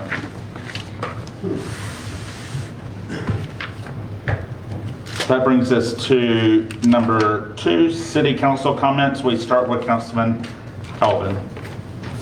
First and foremost, I want to thank the employees of the city and our contract partners for all the work you do each and every day. We couldn't do it without you. Secondly, like Ms. Paula, at one point we were receiving the quarterly reports from each department. Are we still doing that? The statistics from each department. We used to get them quarterly, I believe. No, we used to get them monthly. Get them monthly, but they ran a couple of months behind. Okay, so we're still doing that? Because I haven't seen one. Emily, they turned them in. I still will turn around. Yeah, they turned them into Emily. Okay, can we see if we can, because that's good I'll information ask for her us. Code enforcement left, I just want to let him know I appreciate the work he's doing. It's noticed, I see him out and about a good bit. It's a daunting task that they have, and they're doing the best they can. Could you please relay that to them? And that's all I have. One more thing, Miss Victoria Hoover, thank you for coming out. I didn't know the process, how it was going to go, but I appreciate you showing up. Yes, ma'am. That's all I have. Right. Councilman Anderson? Yeah, I'd like to thank Patrick. He does a heck of a job, and I know he gets a lot of flack from it, but he does a great job. Is he still our only code enforcement? Yes, well, actually, I just filled one position Friday, and she will start July 1st, and then I still have another fill, so he's getting some help back. Okay, good. He's done a great job of keeping up while we've been trying to Yes. get some offers. Thank you. I'd like to thank H2O also on a great job that they do. They go above and beyond and do things that you don't even ask them to do, but they do a great job at going out and clearing things up with people and helping them understand what's going on, where they're digging their properties up and whatnot. And all the city employees, we thank all of you. Thank you. That's all. Thank you, Councilman Anderson. Councilman College? We'll keep mine short and sweet. If we can, Ramona, they are potholing up there in the Hickory Hill area for the new, I think, a fiber line. We've been hearing this about other neighborhoods and knocking out power. I just want to make you aware that they're working around where Martin Bluff Baptist Church used to be going north. And there's probably 3 or 4 different crews, and they're molding in the ground and running their fiber or gas, whatever they're running down in there. So be aware just in case there's a water main or a sewer main breach that they're working. AT&T? It might be AT&T, yeah. Yeah, we have conditions on their permits when they're issued that they have to only work during certain work when H2O's there in case of them hitting a water line or a sewer line. I just want to make you all aware that they're up there working, so you're aware of it in case something goes out. So that's all I have. Thank you. Thank you, Councilman College. Councilman Gillon? I think I've said enough tonight. No comments. Councilman Jackson? Yes, sir. One, I was hoping that the people here that was from the Corps was here because I wasn't able to make the Juneteenth because I was working out of town. I was actually in Atlanta, DJing in Atlanta this past weekend, so I was way out of town. I wasn't able to attend the Juneteenth. It would have been great to join in with them and have fun, enjoy the Juneteenth. Also, I want to, in reference to like anything that goes on in my ward, I try to communicate. And so I noticed that, I've said this once before, like if it's something that's going on in my ward, let me know. And I will address it the way that I address it. Like this with the grass, a lot of times I communicate with the property owners. I find ways to communicate with them because I want to be able to let the citizens know that I'm working for you. If it don't get done through code enforcement or something like that, I'm working for you to make sure I save you some time and money so that we won't have to do an abatement just on cutting grass. If we can prevent that. Now I know there's some people out there that's hard to prevent it because some people just stubborn, they just don't want to take care of their property. But for those that, for a situation like this, I think we could have prevented an abatement if we at least gave it that common courtesy and communicated with me. And I'm not just saying that for code enforcement, but I'm also saying for this council board, communicate with me. That's pretty much all I have for today, and everybody have a blessed week. Thank you, Councilman Jackson. Councilman George? I second Dante with our employees. We really are blessed with some of the best staff that I've seen at any city or county or other cities I've been to and came in contact with their city staff. We really have a special breed here, and I'm very thankful for that. Every meeting, every event we go to, every function we have, our staff really shine regardless of how their day has went or how long they've been at the city or how the weather is or anything. They always are smiling, and that's really nice and helps our city grow more than they realize. Police and fire, we've got some of the best on the team. Great engineering. But I'm gonna give a shout out to H2O. They're our newest contractor, and they've caught some slack for reputation that is not theirs, and they don't say anything about it, and they continue to do their job with a smile on their face. And I know I send a lot of requests over through Ramona and Paula, and just recently I had a handful of them, and they were completed within 2 weeks. I didn't have to follow back up 6 months later. I didn't have to ask what the status was. It was done, and they called me about it. But a lot of times I ride around the ward, and it's new to me to every time I leave my house, I see an H2O truck, or I see people out there in the yellow vest getting stuff done, digging up infrastructure and fixing it or whatever they need to do. And a lot of times if I see something that needs to be corrected that's not on our list, by the end of that day or the next day, somebody's already out there working on it. And I think that is huge and really commendable of H2O to carry over the reputation that I knew they had back when Bobby Niesel had the company solely, working in other cities, and they're giving us that same royalty treatment. I really appreciate it. Thank you. That's all I have. Thank you, Councilman George. I just want to thank the city staff, echo what everybody said about our city staff, but also thank the Park and Rec Director and her staff and the other departments who were out there. Barbie was a fine event if you didn't attend. The movie night, it was great weather, we had fun. Also, the farmers market, I want to thank Rachel, Shanda, JJ, all of their department. It was hot out there on Saturday, but they dedicated themselves for the city to have an event, so I want to thank them. Also, as I already thanked the Corps, that's very important, but also don't forget about our Terrell Buckley Foundation and Gautier Youth Recreation free camp that's coming up at the Gautier High School, so support that. Also, thank the Parks and Rec Department for the kids play group they had down at Baco. Volunteerism matters. Football registration's going on. Volunteers for that group. Volunteerism make a community, as I repeat over and over. So find your niche, and I encourage you to volunteer. Dr. Hoover sitting back here to my right. Kudos to her for her dedication to our youth and our community and all the educators. We got a great school system here, and support them. We have a lot that have won recognition, getting ready to go off to state, go into camps, and they need help with their funding for those events. I encourage you to support them.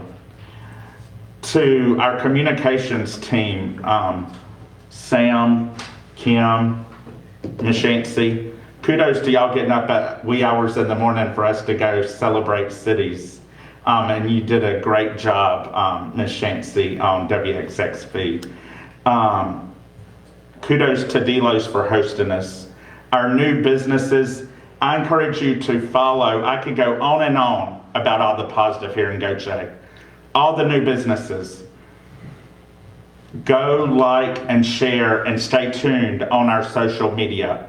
We have had so many new businesses that's opened in the last week.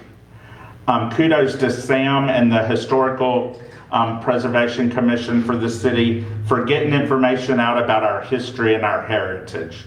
Go read it, share it. Go tell the story. Let's not let the naysayers tell our story. Let's go share the positive story here in Gautier.